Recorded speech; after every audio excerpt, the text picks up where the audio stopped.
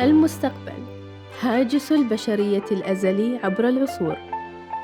هناك أصرت على تخيله وصناعة تفاصيله، وهناك انشغلت بماضيها وحاضرها فقط. ما نراه اليوم من تطور كان خيال أحدهم في الماضي، لذا دعونا نتخيل المستقبل معاً.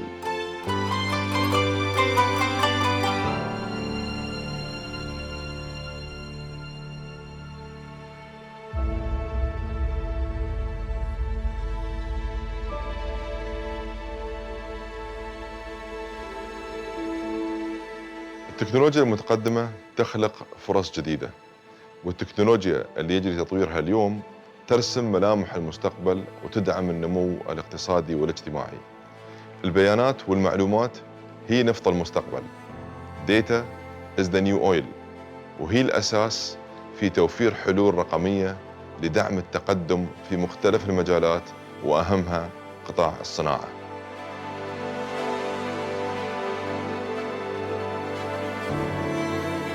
Technology's mission is to solve problems rather than mimicking a particular fancy state.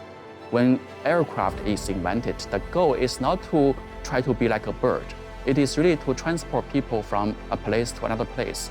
If we view AI in that lens, you will see that AI actually is going to be able to create values and also going to be impact on almost all the problems. That's why I think AI is very important to be at the center stage for our future technological environment.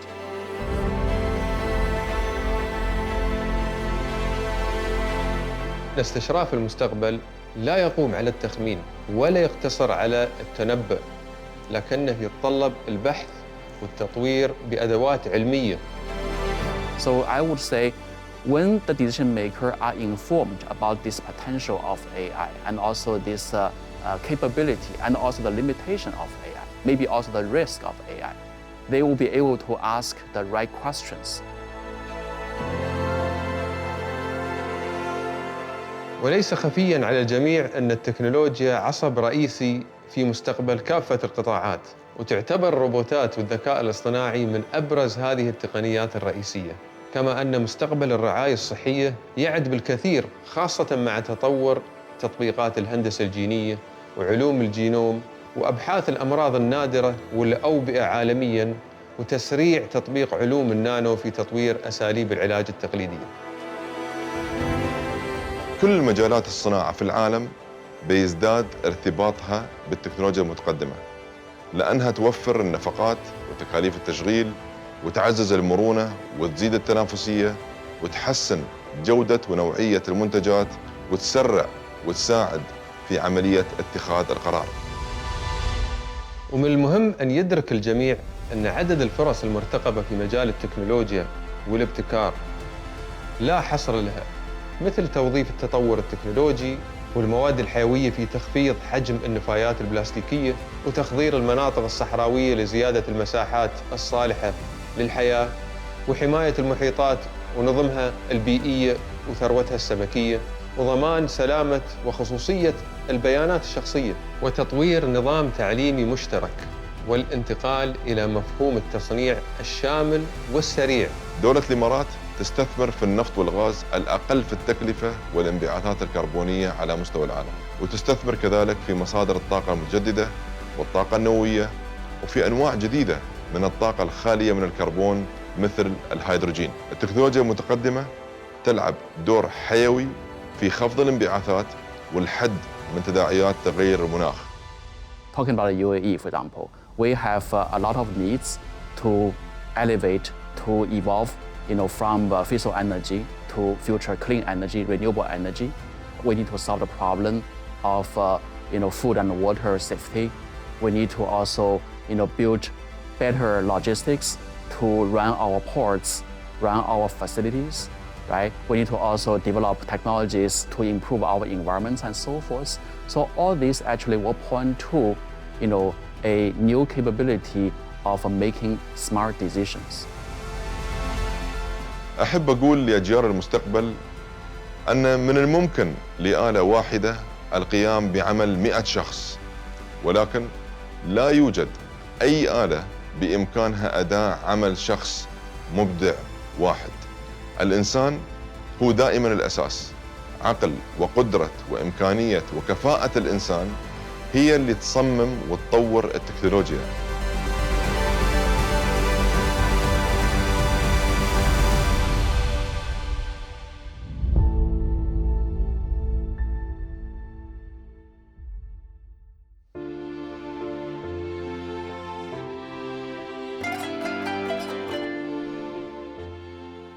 بسم الله الرحمن الرحيم. صاحب السمو شيخ محمد بن زايد آل نهيان ولي عهد أبو ظبي، نائب القائد الأعلى للقوات المسلحة، سمو الشيوخ، أصحاب المعالي والسعادة، الضيوف الكرام، السلام عليكم ورحمة الله وبركاته. اسمحوا لي بداية بالتعريف عن نفسي. معكم طيف محمد الأميري، مدير إدارة الاتصال الحكومي بوزارة الصناعة والتكنولوجيا المتقدمة، ويشرفني اليوم أن أتولى مهمة إدارة هذا الحوار في هذا المجلس الكريم. محاضرة اليوم تستعرض أشكالاً مختلفة من التقنيات ذات الصلة بعالمنا الحديث، وكيف ستؤثر علينا على المدى الطويل، كما تقدم تصوراً مستقبلياً لما سيكون عليه العالم بعد تكيفه مع هذه التقنيات التي ستحدث تغييراً جذرياً في المستقبل، حيث سيقوم إدوارد جونق بتقديم محاضرة بعنوان مواجهة أهم التحديات العالمية من خلال الابتكار، وسيقوم من خلالها باستعراض رؤيته وأفكاره في هذا المجال. ونلفت إلى عنايتكم إلى أن المحاضرة ستكون باللغة الإنجليزية، وبإمكانكم استخدام السماعات لمتابعة الترجمة الفورية. واسمحوا لي الآن بأن أتحدث باللغة الإنجليزية. Your Highnesses, Your Excellencies, ladies and gentlemen, it is my pleasure to welcome you all to the third lecture at Majlis Mohammed bin Zayed, entitled How to Solve the Biggest Global Challenges Through Innovation. It is a subject of critical importance to the United Arab Emirates. In recent years, our government has fully embraced new ideas to address many of the pressing issues we face, from the development of new technologies and new sources of energy to revolutions in farming and food production. But just as important as a culture of innovation is an appetite for collaboration. The issues of climate change, food insecurity, and global pandemics are too big to be solved in isolation, and the United Arab Emirates is committed to making meaningful contribution to confronting each of them. To explore how this is possible, it gives me great pleasure to introduce today's keynote speaker, Edward Jung. He is one of the world's most productive and successful innovators, with more than 1,200 worldwide patents in fields such as biomedicine, computing, networking, energy, and material sciences. He is the founder of Intellectual Ventures and innovation advisor to organizations such as Harvard Medical School, the National Academy of Sciences, the China Academy of Sciences, and Bill and Melinda Gates Foundation. Your Highnesses, Your Excellencies, ladies and gentlemen, the potential of these technologies is truly game-changing. And to explore that theme in more details, please join me in welcoming today's keynote speaker, Edward Jung. Thank you very much.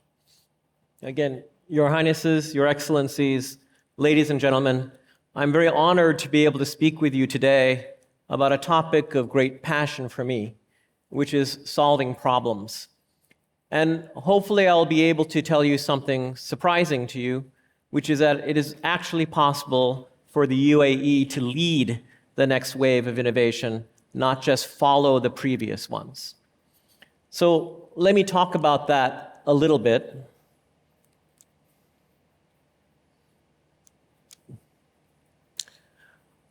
I'm going to say a few things here and then elaborate on them. Firstly, that innovation is the most important economic activity we can do, that contrary to popular belief, the system of innovation has changed many times in human history and even recent history. And the last three of these changes dramatically favor the United States. But innovation is being disrupted yet again, and this next wave actually could be a great opportunity for the UAE and other countries. So let me talk first about a little bit of history. Many analyses have shown that innovation is the primary driver of growth. As much as 80 to 85% of growth comes from innovation. This is a change because it was not true over 100 years ago. This effect has led to a massive golden age of invention starting about 100 to 120 years ago. Almost every modern convenience and aspect of life today, and almost every modern industry was generated out of that wave of invention. Whether it's electricity, polymers, vaccines, or computers, they were all developed in that area. And very surprisingly, all of them were either invented or co-invented by the United States. That dominance is very unusual, but it led to a great wave of productivity and an economic golden age. The kind of returns that were generated by these inventions number in the dozens of trillions of dollars, and maybe even more importantly, the healthcare benefit of that added 4 billion years of life to the world, which has been estimated to be worth $500 trillion of economic value. The impact of these innovations cannot be understated, but the impact was not evenly shared among nations. Modern innovation favored some regions over others. Looking at this chart, this is 200 years of the relative share of the global GDP. And you can see in 1800, China and India together represented half the global GDP, which was mostly indexed on labor and agriculture. Throughout the next 60 to 80 years, it dramatically changed, and the US went from less than 2% share of the GDP to almost 30%. During this time, there are at least 4 different waves where innovation fundamentally changed. During the time where the world was interested in industrialization, essentially improving the productivity of a nation, most of the innovations were done by individual inventors in a lab. You can think of a Nikola Tesla, you can think of a Henry Ford, you can think of a Wilbur and Orville Wright. All of these examples were small numbers of people, individuals essentially, in private laboratories.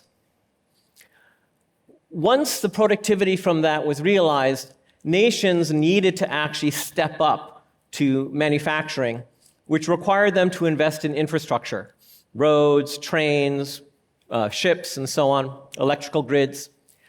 The innovation required there was too much for individual inventors, and so the innovation shifted to manufacturers' R&D and supply chain R&D. That lasted for several decades until after World War II, the rise of a very large consumer class meant suddenly you have to manufacture things in the quantity of millions to hundreds of millions. And to produce something like 10 million televisions or 20 million cameras or 30 million automobiles required yet another step up in the way innovation was done, and most of the innovation moved to multinationals, and the R&D was done there. In fact, after World War II in the United States, inventors stopped being a job category. It was just removed from the census. Then in the mid-70s, the pace of innovation illustrated that multinationals were too slow, and it led rise to a new kind of organization called a startup, which was more relentlessly focused on producing innovation, and that was the 4th wave. Now, interestingly, you can see that the last 3 waves here were a big part of American success. Startups were this latest disruption, and as we all know, they have actually changed the nature of economics, especially organizational economics. This is the top 5 ranked market cap companies in the United States, and you can see from the every 15-year period from 1965, they're pretty much the same kinds of companies. And as of last week, and a few years ago, there are companies that actually didn't even exist at the beginning of this chart. Now, why? How did this happen? These last three waves were predominantly about exceptional individualism. It was about certain people who led organizations or laboratories or science with a certain kind of genius that allowed them to be super successful and drive this kind of competitive environment where they were trying to be the one winner for some problem to completion. And this is actually why the United States got most of the lion's share of the benefit, because the United States is the country where exceptional individualism is strongly encouraged. I call this phase of 200 years of innovation basically the power of one. It was about making one inventor, one lab, one product, one country, one leader successful. And that's why the US dominated it, because the US is good at that. This is a graph showing the GDP share per capita. As you all know, China is rapidly approaching the GDP of the United States, but has 5 times the population. So on a per capita basis, it's still not the same kind of prosperity that the US enjoyed. Now let's talk about the future. That was the last 3 waves. Everybody is trying to follow that model today. But I'm going to say something a bit maybe controversial, and that is this power of one, this system that has been so successful, is done. We have become so good at basically this power of one system that every single problem that can be solved by one organization will get solved somewhere in the world, and in fact, multiple times. So, it kind of makes it less important. It also makes it super competitive. Every country now knows how to do startups and mass up manufacturing and so on, so it's super efficient.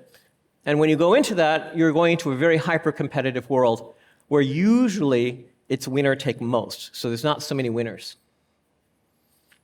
What's left if all these problems that can be solved by one company are solved are big problems that are too big for one company to solve.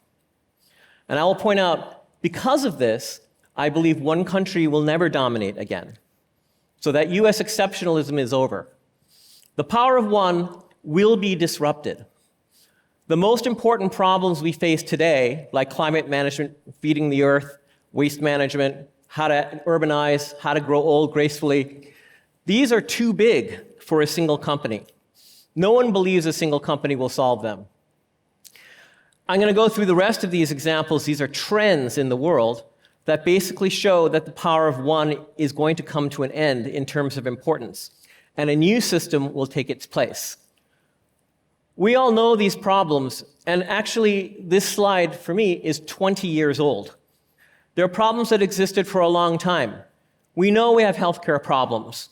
We know we have aging problems. We know we have agriculture, education, climate management.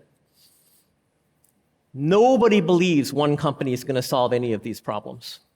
It's just inconceivable. They will require partnerships and cooperation of thousands, if not 10,000s of companies. And yet the system we have built for this last 200 years does not promote that kind of collaboration. It promotes competition. It promotes ownership over sharing. And this, I think, is a problem. I believe the innovation of the future is a new way, the power of many instead of the power of one. That we must come up with systems where many inventors, many labs, many manufacturers, many leaders can come together in a global innovation ecosystem in order to solve problems together.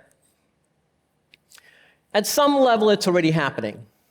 Whether it's the internet, which was owned by no company, Linux, which was contributed to by 10,000 programmers, Wikipedia, millions of people contributing to this big piece of content, these led to entirely new systems of development and innovation.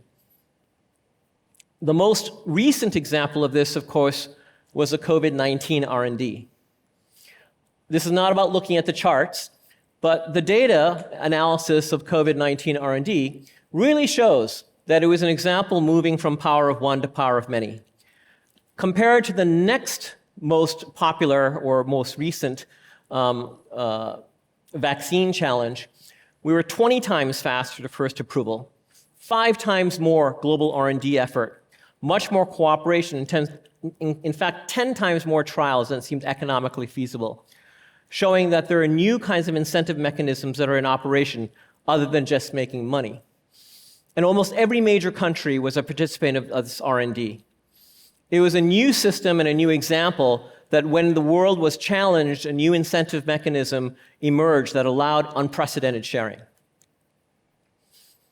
Another trend we see today is the need competitively for speed and innovation.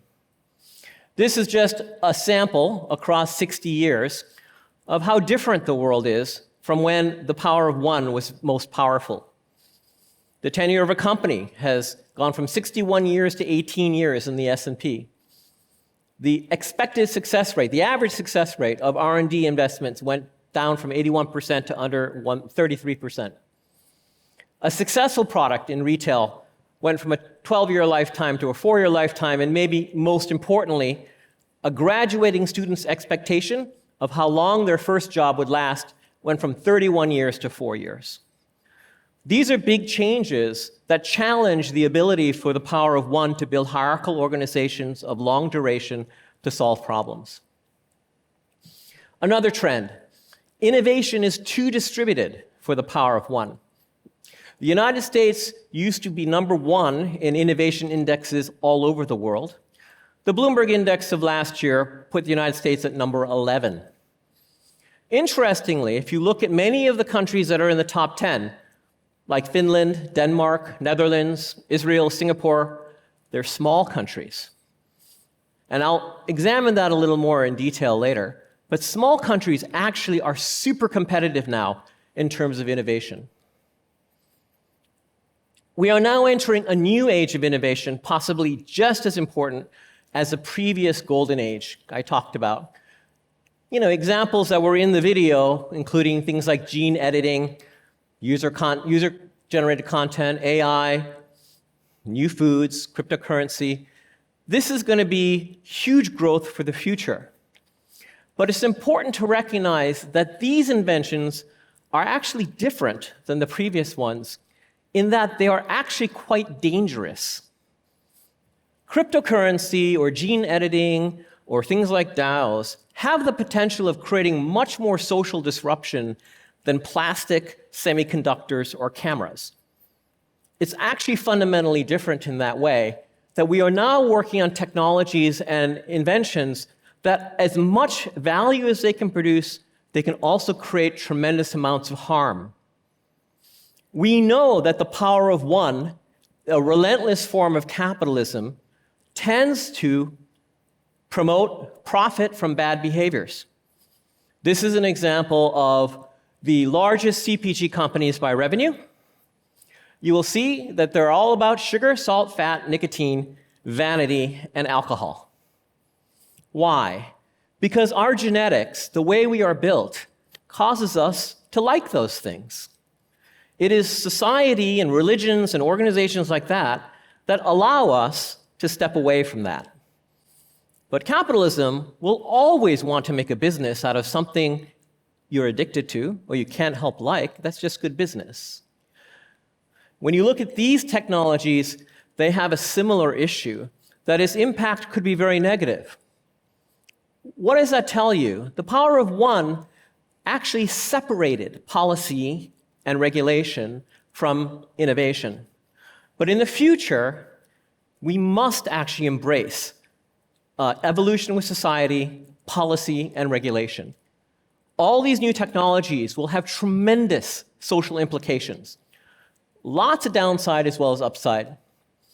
And the traditional groups, like the United States, that used to be responsible for coming up with those policies are no longer trusted and have actually done a very bad job in the recent years. And I don't think most countries will trust China to come up with those policies either. So what does that mean? The world now actually needs innovation in policy and regulation just as much as in technology. So it needs agility and experimentation in policy. I'll come back to that in a moment. Another trend, of course, is talent is mobile. The US, one of the main reasons it was such an invention center, so dominant in that for 150 years, is it had lots of immigration and picked some of the best minds around the world. As you can see here, that seems to be changing. Not only can people stay where they are and contribute productively, but actually all those places they stay are much better than they were 50 or 100 years ago. This is an opportunity as well. So I'm going to bring this all together in something I call the power of small. And this is a thing that sometimes surprises people, but it's something I tremendously believe in. One, this transition from power of one to power of many allows all countries to participate. That's pretty new. It used to be you had to be a big country to participate. You had to have a lot of resources to participate. Now, in many things, small countries can participate. Anyone can. But more importantly, it gives small countries certain superpowers that actually give them advantages over big countries.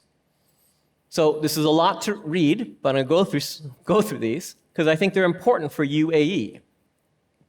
One, high per capita GDP. What does that mean? When you have a high per capita GDP, you can educate and re-educate your workforce, and your consumers can adopt new technologies because they have the spending money. The demand can be there.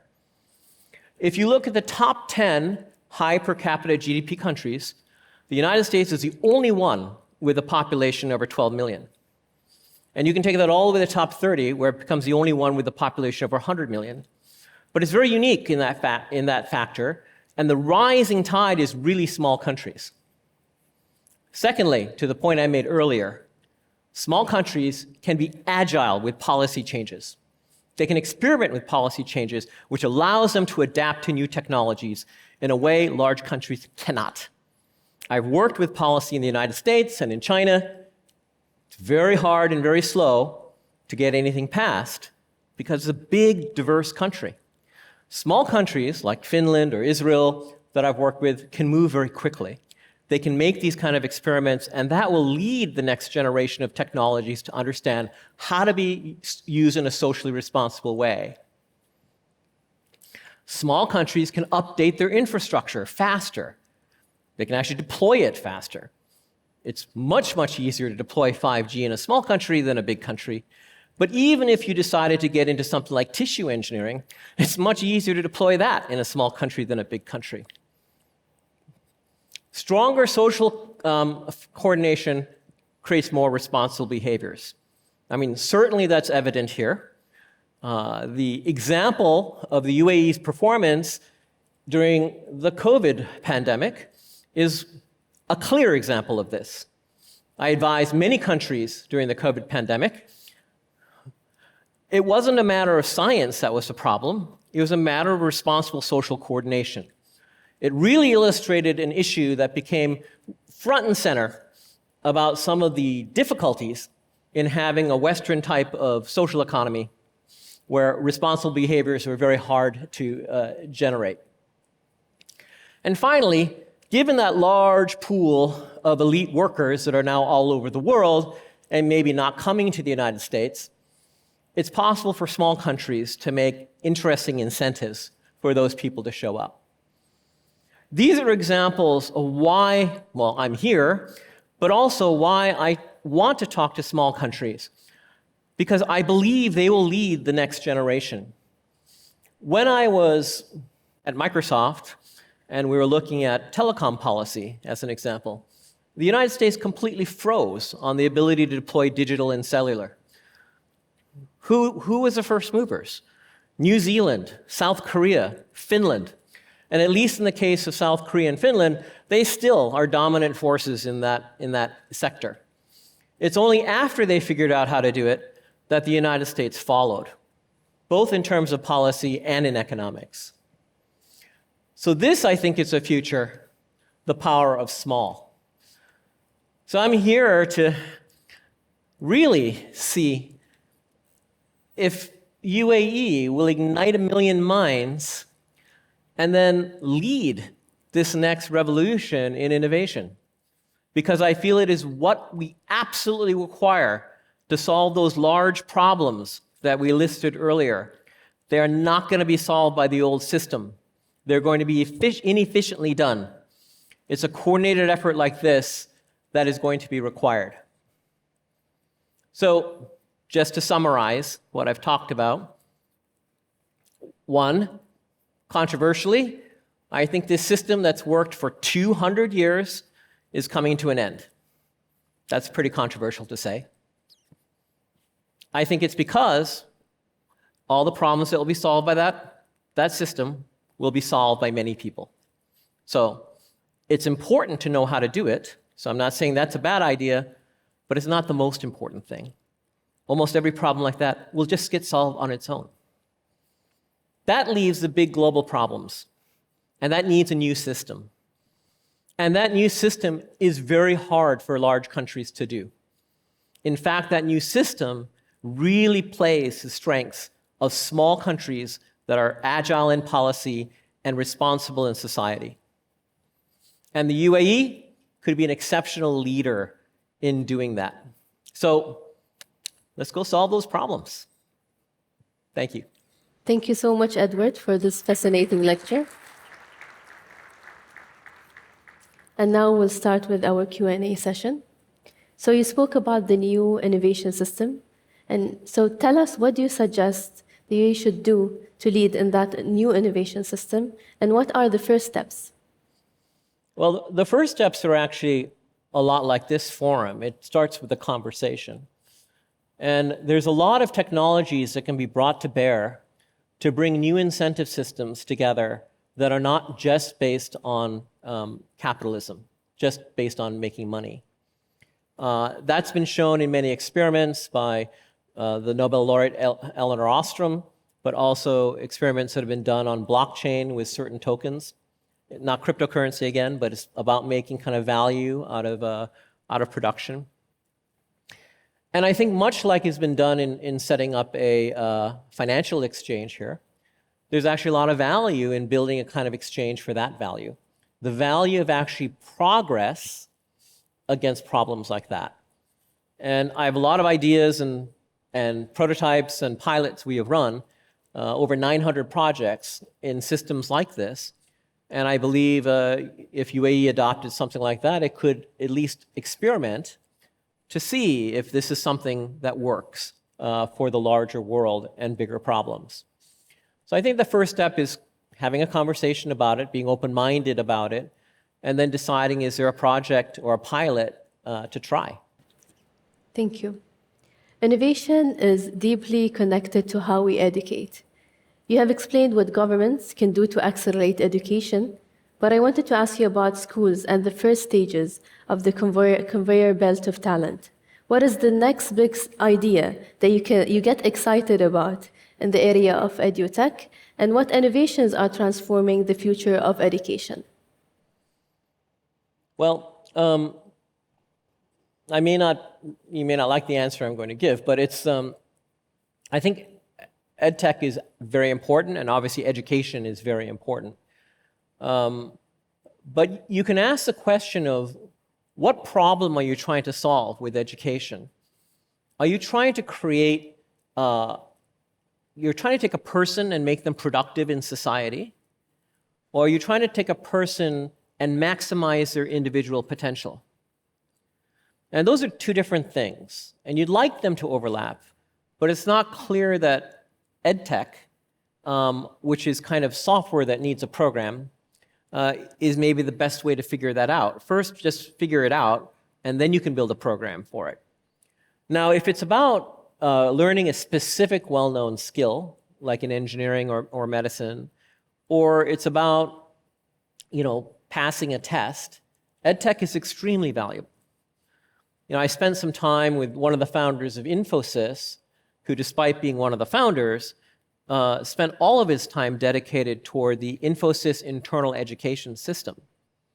They bring in tremendous numbers of talented Indian engineers from the best universities there and essentially have to retrain them. And so they spent a lot of effort on that retraining. And unlike a typical university, they could try lots of different things because they are themselves a tech company. So I found a lot of what they learned from that very interesting. And the first things that they kind of learned from it is, one, social networks and mentoring networks are super important. That's not what EdTech is. EdTech can help that, but firstly, you have to have these people connections. Secondly, it's experience. So when you're in school, you may not get very much experience with real-world problems. But I have a customer that uses this kind of system we talked about, and he has a kid in graduate school, and he was saying he's president of a large manufacturing company, and he said, I tell my kid, don't come work at my company. Go in a system like that and see what the real problems are in the world, and see how you can apply what you learned to all those different problems. That's much more valuable to you in a world where your expectation is 4 years of employment instead of 31. That's much more valuable for you to understand with your education. Now, EdTech can help that, but first we have to decide that's the goal of it, right? And so first thing is, what are the goals? I think may not be the answer you're looking for, but it's the one I have. Speaking about climate change, it's obvious no one nation can solve or escape from it. So how do you resolve the current state of individual nations or institutions addressing a global issue? Well, I think, it's very natural when you're trying to coordinate groups, to coordinate them around some topics. But one of the problems with topics is that they're so well understood that, let's say it's nations or companies, they'll all bring their experts in that thing, and all they'll do is argue because they're experts at that topic. In order to actually make progress, you actually have to get them to understand that there's a lot more they don't know than they know. And that starts an interesting conversation. So for some of the people I've been working with in these climate projects, I introduced them to this group I've known for 10 years, and they're accountants. And what they figured out is that if you could change a couple of accounting rules, you could make it much more interesting to the CFO of companies to invest a lot of money in climate change, whereas right now it's treated as an expense and it hits the bottom line.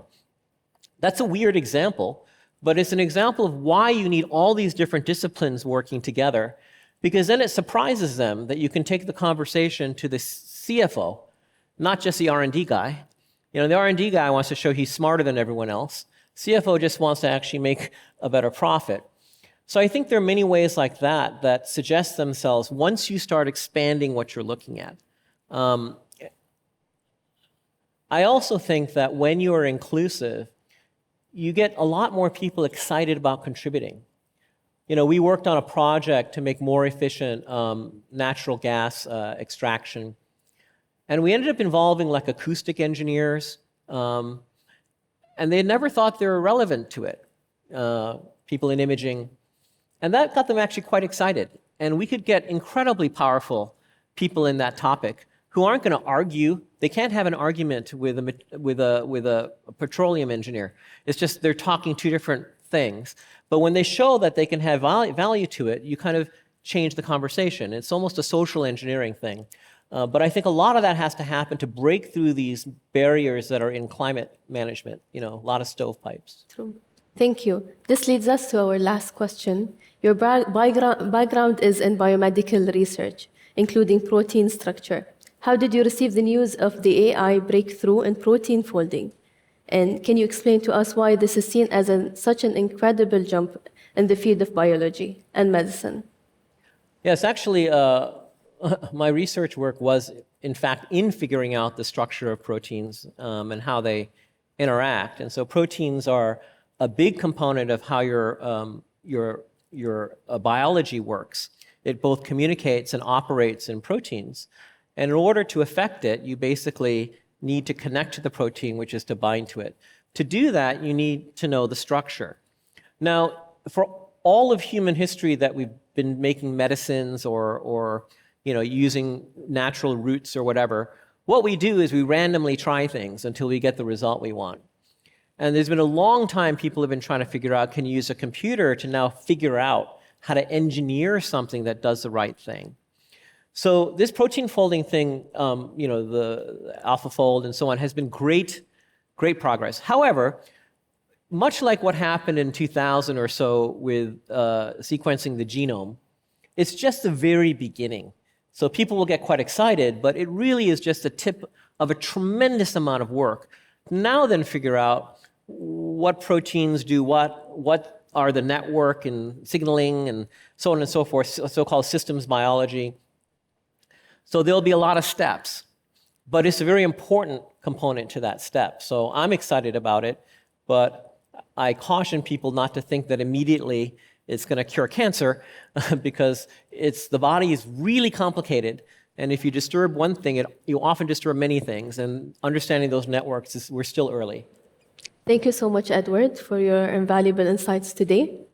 في الختام، تناولت محاضرة اليوم أن القفزات الكبيرة التي شهدناها في مسيرة التكنولوجيا مؤخراً تتيح لنا العديد من الفرص التي يمكن الاستفادة منها، وكذلك تسبب بعض التحديات التي يجب على الجميع مواجهتها أو إيجاد حلول لها. أهمية تعاون المؤسسات مع بعضها البعض لحل أكبر التحديات العالمية والابتعاد عن الفكر الفردي في حلها. هناك فرصة كبيرة للمجتمعات والدول الصغيرة في خلق بيئة جاذبة ومحفزة للابتكار تدعمها التشريعات المرنة والروابط الاجتماعية القوية. وأخيراً أتقدم بالشكر إلى صاحب السمو الشيخ محمد بن زايد آل نهيان ولي عهد أبو ظبي نائب القائد الأعلى للقوات المسلحة لتكرمه باستضافة هذا المجلس الموقر، وإلى السيد إدوارد جونق لتزويدنا بالمعلومات القيمة، وكذلك المتحدثين والحضور الكريم. والسلام عليكم ورحمة الله وبركاته.